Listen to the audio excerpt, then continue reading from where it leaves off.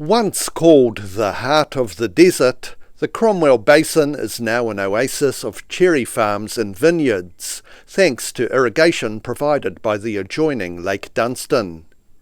In 1993, the lake created by the Clyde Dam flooded much of Cromwell's historic township, obliterating buildings dating back to the gold mining days of the 1880s. Central Otago Deputy Mayor Neil Gillespie grew up in Cromwell and remembers what the old town was like before the dam. But when you looked around, the landscape, probably drier than it is today. Clearly not as many people as around. There was not a lot of people. Cromwell's population was less than 1,000 or thereabouts. South African-born viticulturalist Dicey says the Clyde Dam provided irrigation essential for the local viticulture and horticulture boom.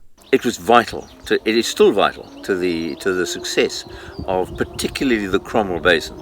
We wouldn't have been able to establish ourselves here. Although it's a summer rainfall area, the soils really don't lend themselves too easily, and it's too risky to do dry land farming with no irrigation. The Clyde Dam was thrust upon the region by the Muldoon government in the early 1980s, not for boosting horticulture and viticulture, but rather to power the planned aluminium smelter at Aramoana, which never eventuated. Gillespie says irrigation from the dam has dramatically changed land use in the area. You're going to look around and see top of the Sugarloaf and see how many pivots are up there now. Go around and look up Bendigo and up on those terraces there, and how many pivots are on the terrace itself and on the lowland as well. Gillespie has seen Cromwell grow with the influx of moneyed strangers hoping to make a buck or two out of what he calls corporate horticulture. We've seen a lot of people then have shifted from down south or other parts of New Zealand that have come to the area and say that this lifestyle is great. Let me have a vineyard or a cherry block or whatever.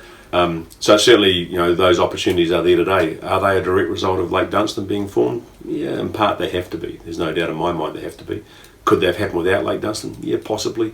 But you'll never be able to answer that. When the Clyde Dam flooded the Cromwell Gorge, Kevin Jackson was an orchardist who lost what he calls the best apricot farm in the world. He wonders what the historic township, also destroyed by the lake, would have done for tourism. Cromwell would have been another attraction for the tourists had it been left intact the way it was. As for the future, Dicey says there's potential for considerably more horticultural development in the Cromwell Basin. From the soils point of view, I think there's enough soils for a lot further cherry expansion and a lot further grape expansion. In Cromwell, the South today.